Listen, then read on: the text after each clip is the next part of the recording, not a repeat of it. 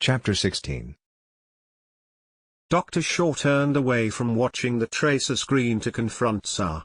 The lizard man's last remark had been ordinary enough, but now its significance began to sink in. One of the paracars was moved. After he had said it, Tsar's usually placid eyes swung about as if he expected intruders to come at any moment. "We never abandon a paracar away from the garage," Tsar went on. "Its power unit must be recharged periodically. I remember looking at the locator screen in the garage, the last time I was there, just before my long sleep. I had used a paracar when went to turn on the Vastix gas dispersers. Then I drove it back to the garage, a sort of habit, I guess. The locator board was unlit at that time. No cars were out. I hurried up the elevator and left the city. I was the last living creature. And now a car has been moved to the entrance in front of the core station. A lot can happen in 100 million years, the doctor gently reminded him. For me it was but an instant, Tsar replied. And meanwhile, something or someone used that vehicle. But that isn't the only evidence that there have been visitors. Something else is missing? Yes, the mole is gone. Stan looked at the lizard man as if half suspecting a joke. The what? Tsar impatiently gestured for the mole to follow him. He led the way back to their waiting paracar. The mole was one of our experimental vehicles. It was able to withstand, and develop, incredible temperature extremes, and one of its uses was to explore beneath the Earth's mantle. As Tsar sent the paracar soundlessly gliding across the city, he explained further. The mole could burrow its way deep into the Earth even through solid rock, and nothing could withstand its vaporizing field. Within this field, the temperature would become over 1,000,000 degrees and rock would simply evaporate. A conventional power unit could then move it forward through the tunnel it created. Passengers were protected from the heat by special insulation within the hull of the vehicle. The terrible heat the machine generated could never penetrate the Hale's neutralized hull. "And you say this strange vehicle is gone?" Dr. Shaw asked. "Yes. We had developed it to bore our underground passageways down through the mantle of the Earth and directly to the inner core, our source of power, as you know. The mole could actually make its way to this molten center. Its original purpose was to drill pipelines through which this energy could be drawn and converted into power for the city. And we had also just begun to use the mole for exploration of the Earth's core." "And you say it's gone now?" Gary interrupted. "Yes. When I noticed the paracar parked the by entrance to the core station, I checked inside. The mole was gone. It has been removed somewhere." Jordan broke into the conversation excitedly. "Do you really think some intelligent form being took it?" The lizard man shrugged impatiently. "There were the outsiders, of course. Some few of them may well have survived the plague. They could have come from their hiding places and seized the machine, wearing fire suits, which manufacture their own atmospheric environment. Perhaps they intended to return after the plague was over. Maybe they were later killed while they were in the vehicle, or maybe they created another city somewhere else and never bothered to return here. I don't know. All I do know is that the paracar was used when I thought all of my race were dead, and that the mole is gone.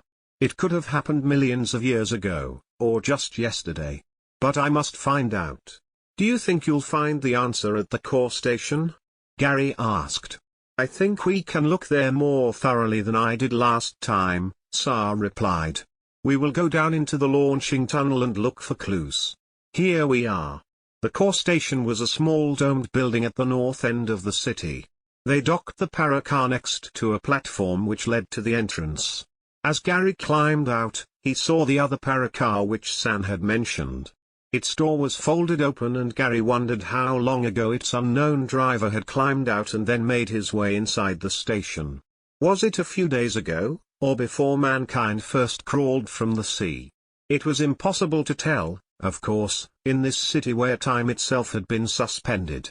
The moment they crossed the threshold, the walls of the interior of the station glowed with soft light. In front of a control panel was a large chair. A channel had been sunk in the polished black floor that led gradually downward, finally disappearing into the mouth of a circular tunnel. Other than this, the chamber was empty. The mole should be in that loading slot, Tsar explained. It is capsule-shaped, a sort of long cylinder. The front and rear ends contain the drive mechanisms, and its double shell forms a protective blanket to guard the occupants against the million-degree heat which the car radiates. The lizard man pointed down the tunnel. The first few hundred feet form an inclined plane down which the mole slides on small wheels. The vehicle shoots forward down the tunnel. When the driver wishes to make his way through solid rock, he turns on the fusing units and the whole outer shell burns away the surrounding rock, forming a vaporized tube down which the mole moves. The fused rock cools back to liquid state behind it and melts once more into magma. In a short time, the magma solidifies to rock and there isn't the slightest trace left to indicate a vehicle has moved through the rock. "Wow," said Jordan. He shook his head in bewildered admiration. "Think of it. It's almost like being able to walk through walls." "Exactly," Tsar replied. "And our mole is apparently out there somewhere, one of only two in existence. It would take an intelligent being to operate it.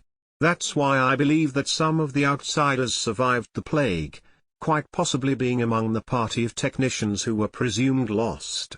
If this is true, they must have returned to the city after I left. They would have had on their fire suits, which one needs down here outside the dome, and with the mole it is possible to go straight to the Earth's center. It is an indestructible vehicle and a terrible weapon in the wrong hands. That is why I am so concerned by its absence." "But, Tsar," the doctor interrupted, "you have no way of knowing how long ago the mole was actually taken away. It could have happened any time these past million centuries. In fact, that's certainly time enough for thousands of civilizations to perish and turn to dust. Why, in our own world we consider ourselves scarcely 8,000 years from living like animals in caves.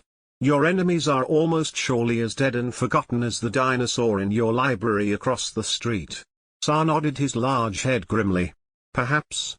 But, I have had time to do some hard thinking while you were away from Hod. One awful fact is true. Of all my people I alone am alive here. This has finally come over me like a crushing weight. And when I die, our civilization ends with me. This too has made itself felt." Dr. Shaw wanted to say something to ease the pain he knew his friend must be suffering, but he felt helpless. It was all true enough. "So, if there is the slightest chance that some of my race did survive, even though be our enemies, I must search for them," Tsar continued. "Perhaps I can make peace with them. Maybe I can simply hide among them, as they did among our citizens. I see, with the mole, they could easily have created another city beneath the earth. One in which they could reasonably be to survive until the poisonous outer atmosphere finally dissipated. I must search until I know for certain they do not exist." "And how do you propose to go about it?" the doctor demanded. "Well, I have been using the tracer, as you know. I've been increasing its coverage distance each hour or two, hoping to make a positive contact. It will detect another of my people if I happen to hit the right distance. It's a crude attempt, I'll admit. The mole could have taken them hundreds of miles away. But I'll keep looking. If I make contact, I'll try to signal them in some manner. From what you've already told us about them," Gary muttered, "I'd say you'd be smart to leave well enough alone." Tsar shrugged and turned back to the doctor. "There is the possibility that the mole is somewhere down the tunnel shaft. They could have abandoned it. Maybe they mishandled it and it stopped dead. Anyway, the tunnel does extend downward from the city. This is a safety zone, to protect Hod from the backlash of heat the mole generates." "You want us to help you look for this vehicle?" Stan asked. There was excitement in his usually calm voice at the thought of new adventure. "I intend to go down the tunnel myself," Tsar said. "You would be welcome company." "And what if you did find the machine?" Gary asked. "Then it would be obvious that survivors never got away from the city. There would be no need to search for them." Tsar turned his gaze from face to face. "Well? Will you come down the tunnel with me? If the vehicle is gone, we'll know my fears were correct. And if we do find the mole, if it hasn't been destroyed, I can promise you a chance for air adventure indeed." Dr. Shaw scratched at his wiry red beard. "How about it, friends? Shall we go for a walk down the tunnel? The others nodded eagerly. Not quite yet, Sa said. You'll have to wear protective clothing. Outside the city's time, we'll be subjected to heat and pressure, both of which increase as we go deeper into the earth. At a 10-mile depth, the temperature will reach almost 900 degrees. We will need fire suits to survive. They can be created easily by our computer analyzer. You simply stand before the machine and it will your measurements and anatomic structure. The appropriate garment will be prepared in a matter of moments. Oh boy, instant tailoring, Gary guffawed. Sa regarded him with an expression pained tolerance.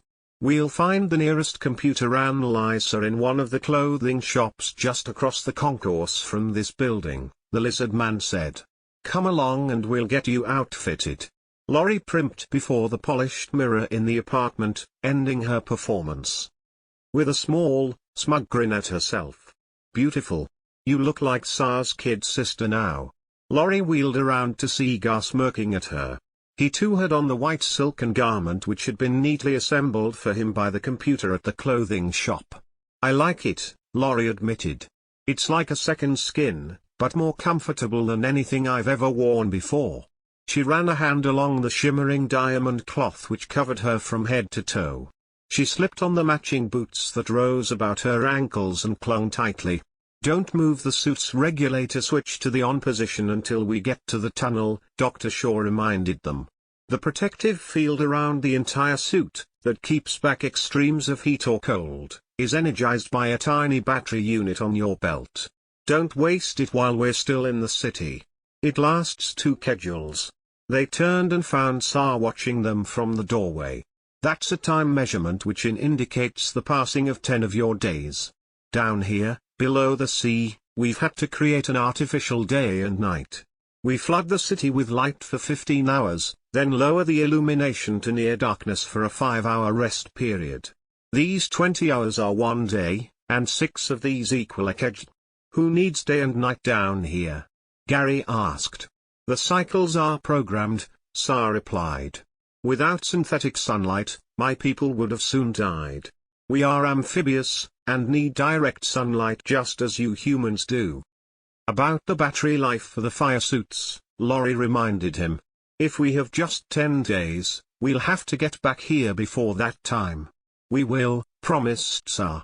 They loaded the heat-proof knapsacks the lard man had provided, choosing their supplies carefully.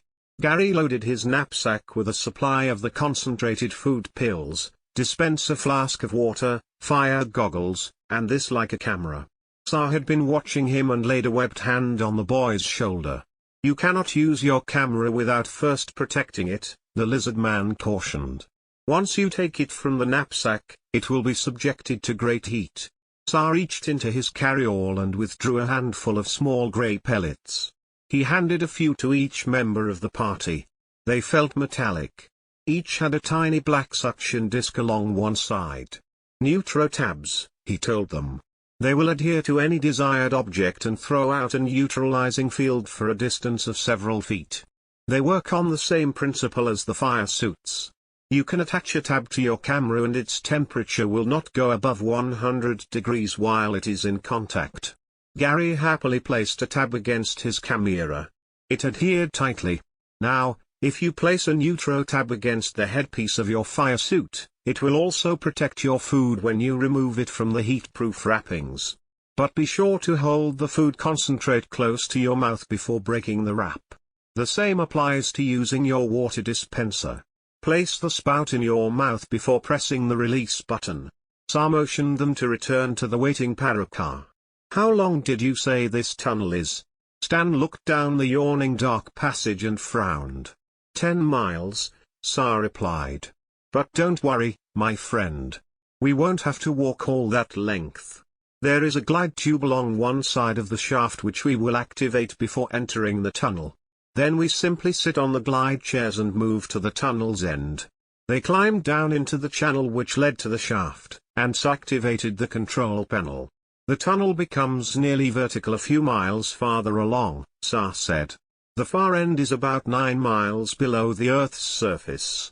Passing through an archway of bright green lights, they found several large chairs against the smooth rock wall. Sa explained how they worked. The chairs set up a magnetic field against your fire suit. This will hold you safely in place when we begin the vertical descent. The glide tube is a magnetic curtain you see. The weight of your body activates the chair and it speeds along the stream of negatively charged ions toward the positive terminal at the far end of the tunnel. The speed is rather breathtaking, so please activate your fire suit now. The temperature at the bottom of the shaft is 920 degrees. Gary sank back in the first chair and felt it cling about him in a reassuring way. Sa's calm voice rang out in the tunnel.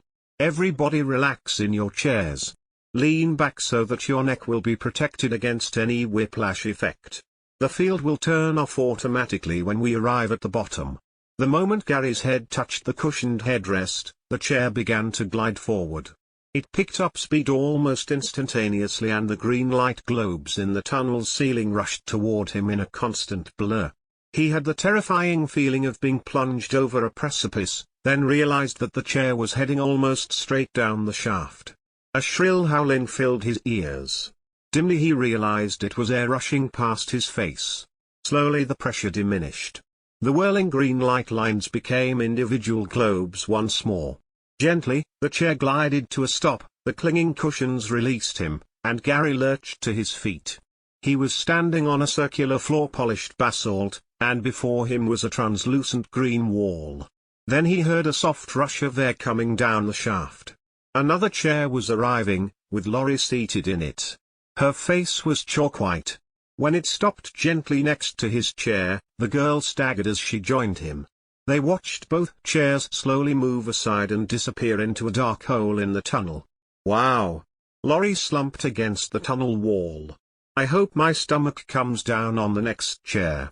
The next chair, however, contained only Jordan, followed by Stan, the doctor, and, finally, Sa. The lizard man pointed to the green crystal wall. That is a heat shield. The mole would be on the other side.